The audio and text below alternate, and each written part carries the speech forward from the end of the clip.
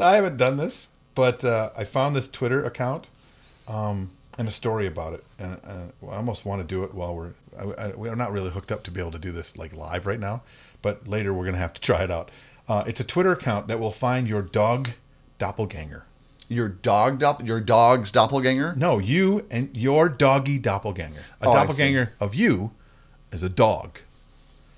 You are dog now. It's called @YouAreDogNow. Twitter users from around the world are being matched with their canine twin. Found this story through the San Francisco Chronicle.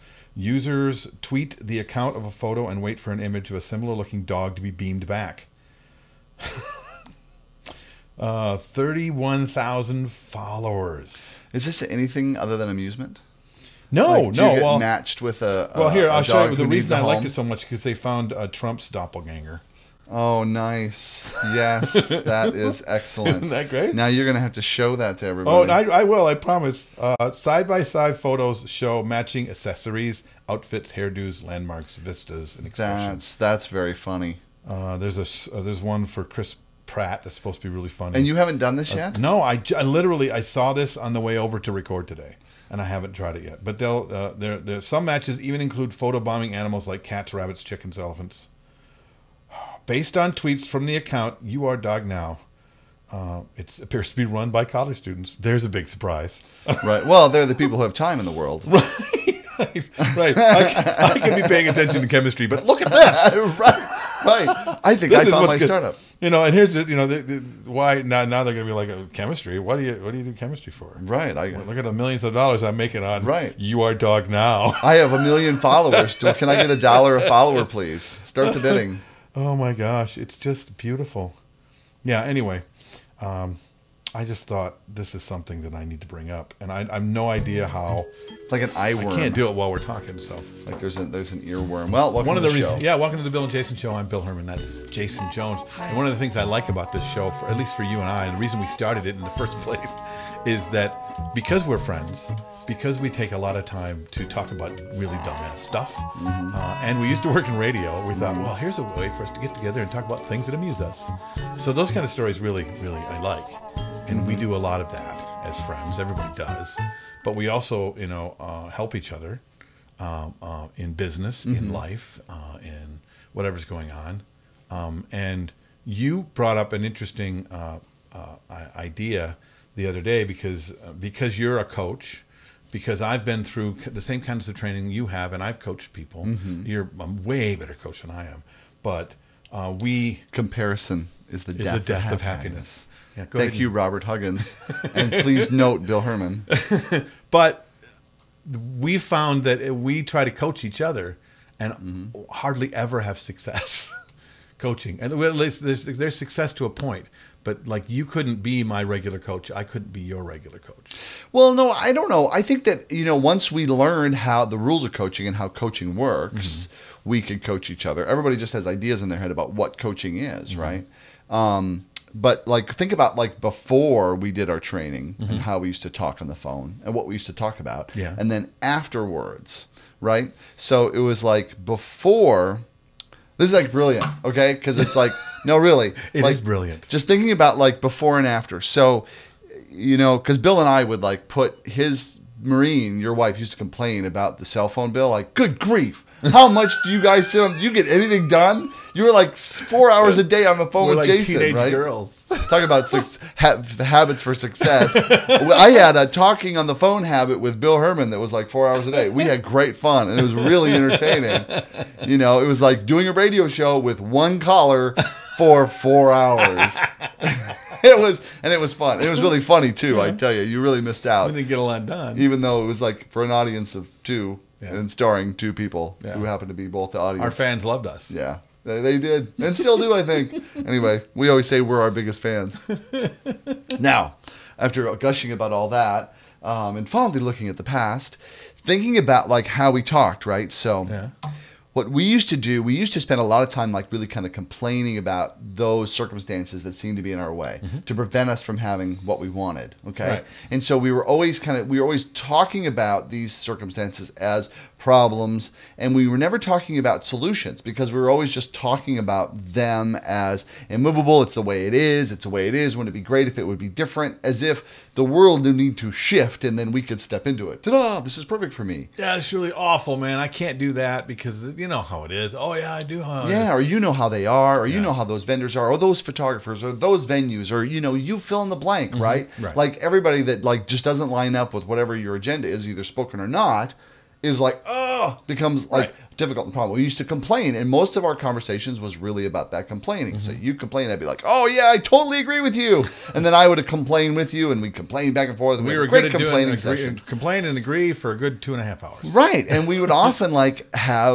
we would go into greatest hits conversations, like things that we complain about like a lot, which would be the same thing, and so we'd have that conversation all over again, right? And it got us really nowhere. It didn't benefit anything except for like enjoying complaining about it. Yeah, because we like to talk. Then we got trained and we learned some coaching tools. And then we started actually having conversations for things like, well, how do we get what we want? And we started to spend less time talking about complaining about what was in the way, and more time talking about like, well, how am I going to get past that? Or this is really comfortable because I'm doing uncomfortable because I'm doing something that's out of my comfort zone, and I'm trying something, I'm expanding in some way, right? We were really in a conversation for having a business, for having a place in the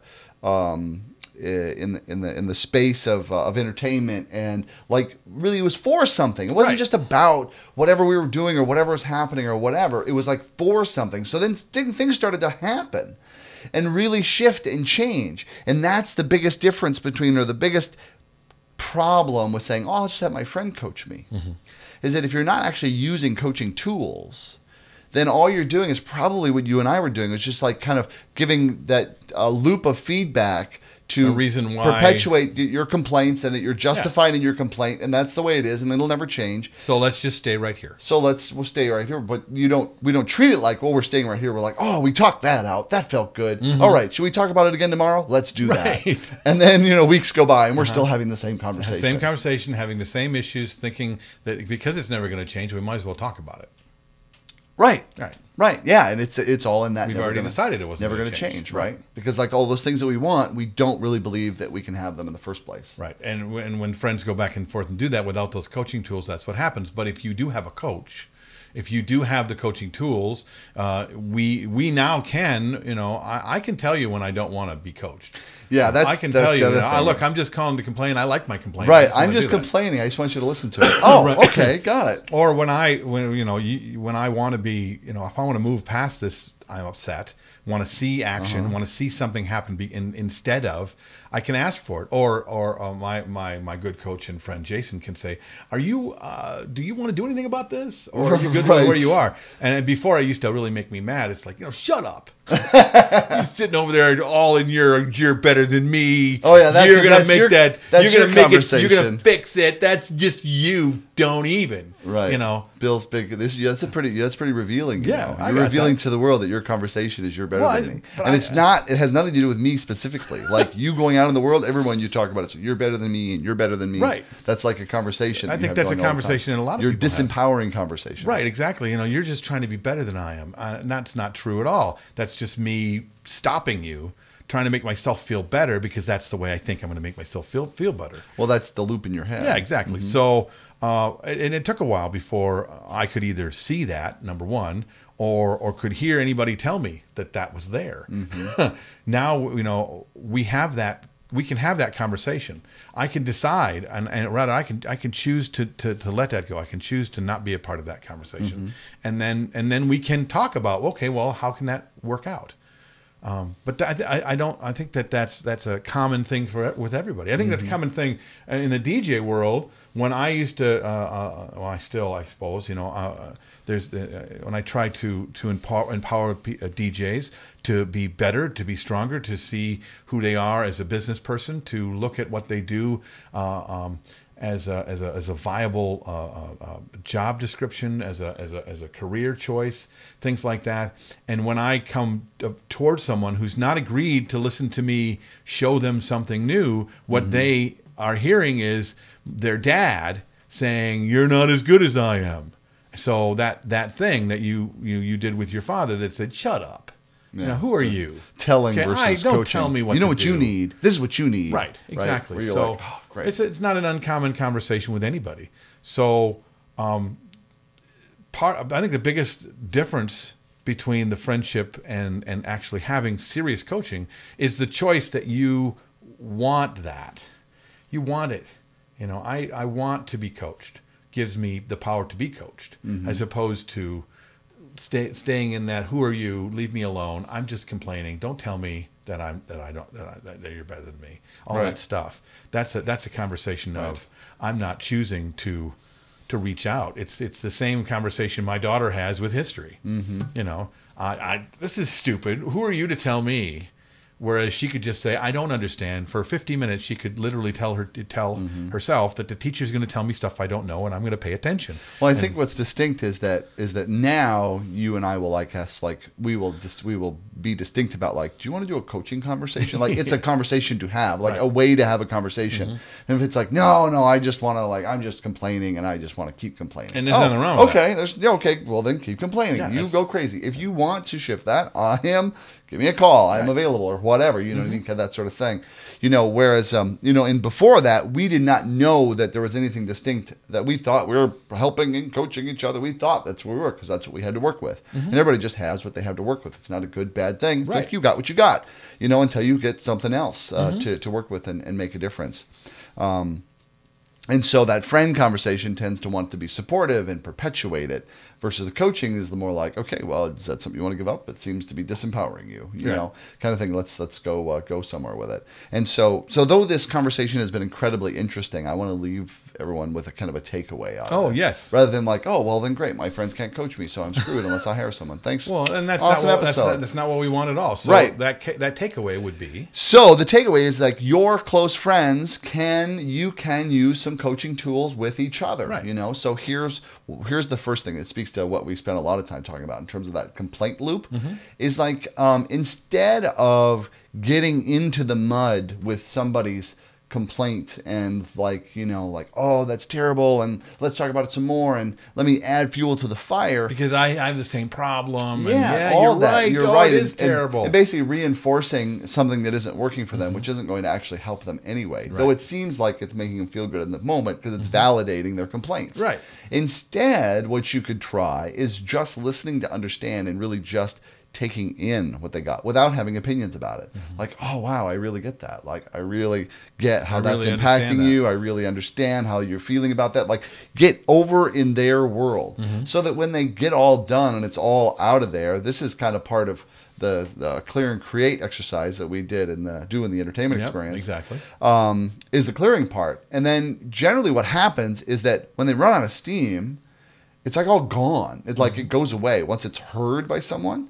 And then it's so what's really bugging you? And then it's oh, this or this. It comes down to a couple things because you were able to clear out all the other stuff. And we see it every day when you, and at the end of it, it's oh, yeah, I'm good. Because all that stuff just poured out of your eyes and out of your ears and out of your mouth. It's it's just been filling up and then all of a sudden, oh yeah, well, I guess I'm just, yeah, I guess. That's really vivid, Bill. Thank you. Well, like a head vomit. It comes out everywhere. It really is. It really, if when you feel the best, that's exactly what it is. Really. Yeah. Oh, my stomach, okay, my stomach feels better. Same thing with your head. It really is. Right. So give that a try. And post about it on. You can tweet at us. You can post it on the Bill and Jason Show page. You can. I think you can post comments on the webpage. Anywhere. All that stuff. Leave us a review on iTunes. Absolutely, and we'll see you next time on the Bill and Jason Show. Broadcasting from high atop planet Earth at a rate of 96 kilobytes sampled per second over the interweb in an effort to stop glorifying being busy. This has been an entertainment experience production.